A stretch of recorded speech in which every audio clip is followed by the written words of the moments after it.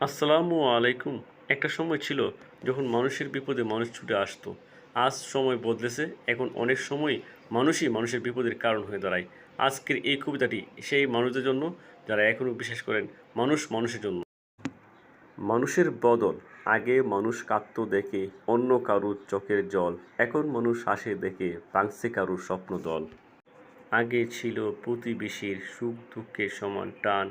এখন শুধু নিজের স্বার্থে ব্যস্ত অধিকাংশ প্রাণ। আগে মানুষ আশ্রয় দিত ঝড় বাদলের রাতে।